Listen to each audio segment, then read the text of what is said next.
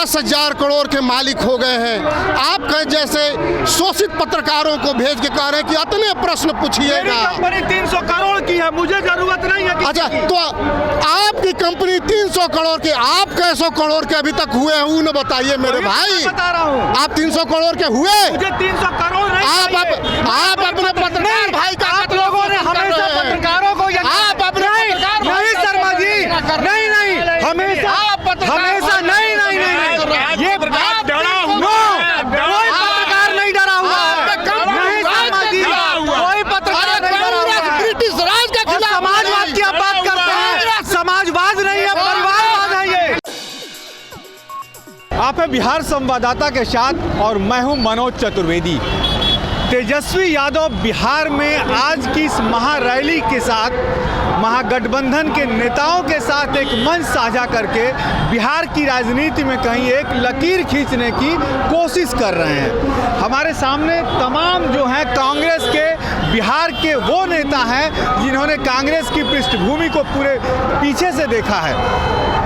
क्या नाम है सर?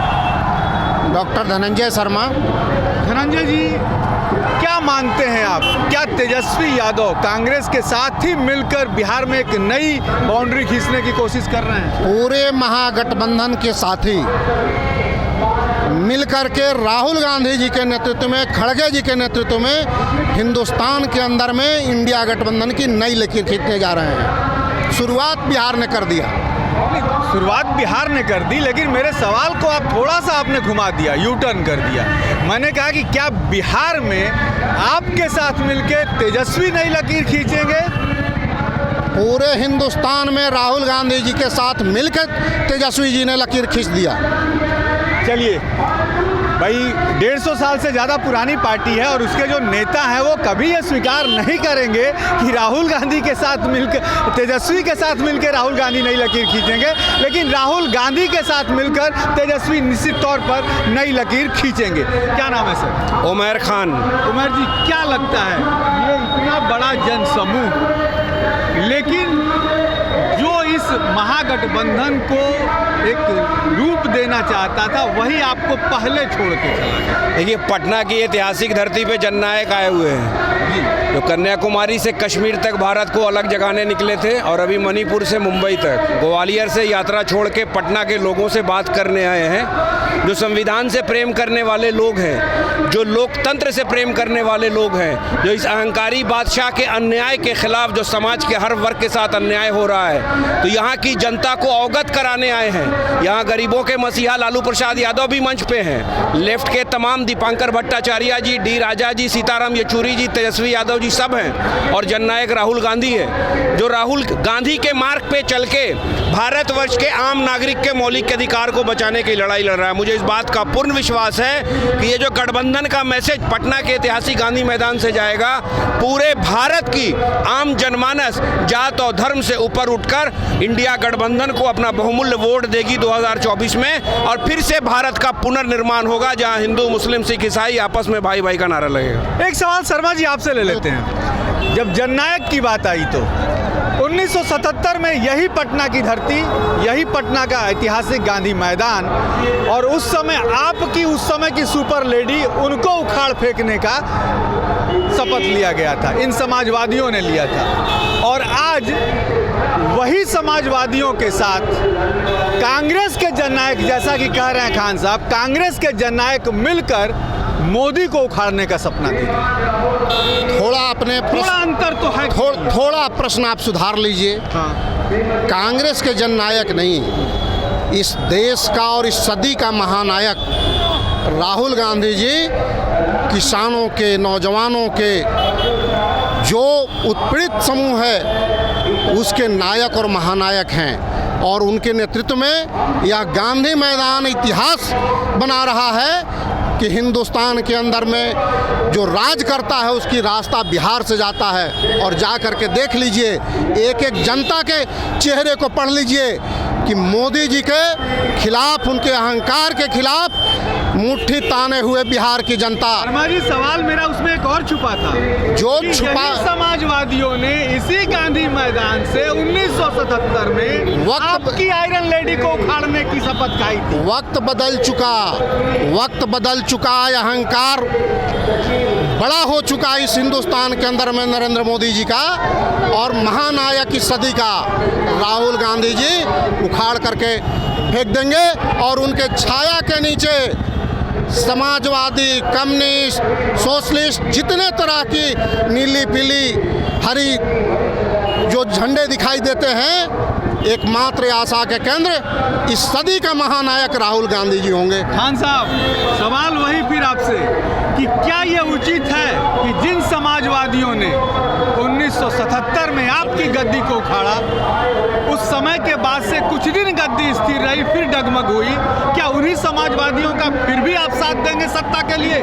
सच्चे समाजवादी लोग पूंजीवाद के खिलाफ लड़ रहे हैं, इसलिए सच्चे गांधी के नेतृत्व में आके खड़े हो गए हैं। जो समाजवाद की दोहाई देने वाले जाके पूंजीवाद और सामंतवाद के गोद में बैठे हैं अभी, जिनको हम पलटू चाचा कहते हैं, और जो सच्चे संविधान और लोकतंत्र के बचाने वाले लोग समाजवाद के जो पुरोधा हैं अभी आज के डेट में, जो अपनी जान पर खेल के हिंदुस्तान में अलग जगाने निकला है, वो तमाम लोग एक साथ हैं। एक तरफ मोहब्बत करने वाली ताकत है, एक तरफ नफरत करने वाली ताकत है, एक तरफ संविधान के मूल्यों को बचाने वाली ताकत है, एक तरफ संविधान के मूल्यों को तार तार करने वाली ताकत है। जनता को फैसला करना है। तमाम नेता गांधी मैदान में यही आह्वान कर रहे हैं, अगर लोकतंत्र बचेगा, संविधान बचेगा, तुम्हारा अधिकार बचेगा।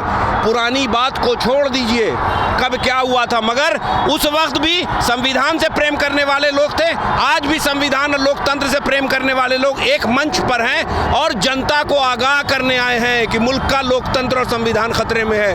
तो राहुल गांधी और तेजस्वी यादव, लालू प्रसाद यादव जी और लेफ्ट के तमाम सम्मानित नेता और हमारे आदरणीय राष्ट्रीय अध्यक्ष मल्लिकार्जुन खड़गे जी के नेतृत्व में अभी ये जो लड़ाई है वो बहुत बड़ी लड़ाई है, आम नागरिक के मौलिक अधिकार को बचाने की लड़ाई है। इसलिए हम लोग बिल्कुल आश्वस्त हैं कि 2024 में बेहतर रिजल्ट आएगा। एक मिनट रुकिए, शर्मा जी आ रहा हूँ, शर्मा जी आ रहा हूँ, एक सेकंड, मैं आपके पास आ रहा हूँ,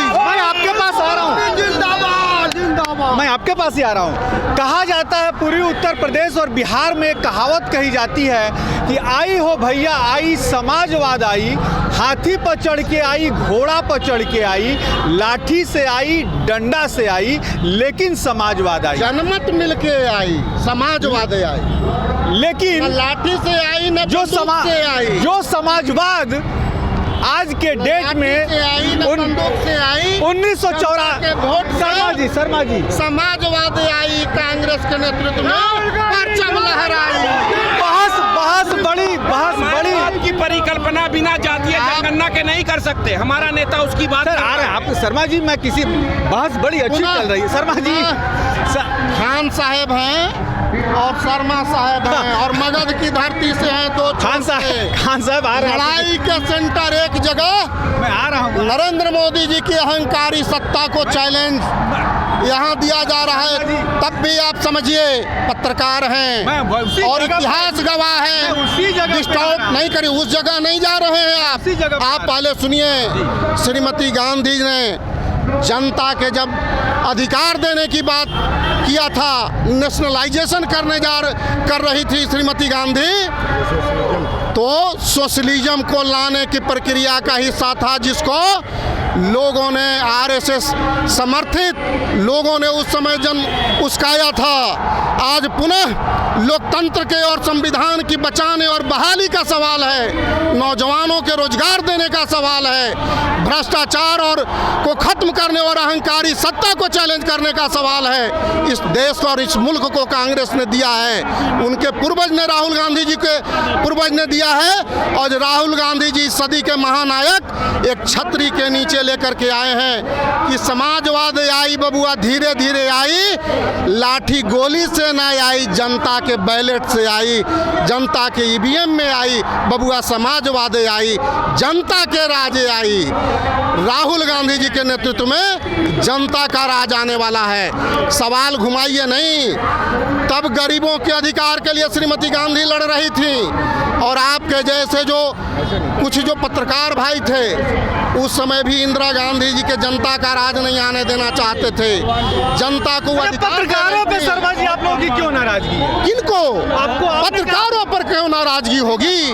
पत्रकारों को जो गाइडेड भेज रहे हैं हमारे वह जो पूंजीपति भाई जो गरीबी से निकल करके और 10,000 करोड़ के मालिक हो गए हैं, आपके जैसे शोषित पत्रकारों को भेज के कह रहे हैं कि इतने प्रश्न पूछिएगा। कंपनी 300 करोड़ की है, मुझे जरूरत नहीं है। अच्छा, तो आपकी कंपनी 300 करोड़ के, आप कैसो करोड़ के अभी तक हुए हैं न बताइए मेरे भाई। बता रहा हूँ, आप 300 करोड़ के हुए? मुझे 300 करोड़ नहीं।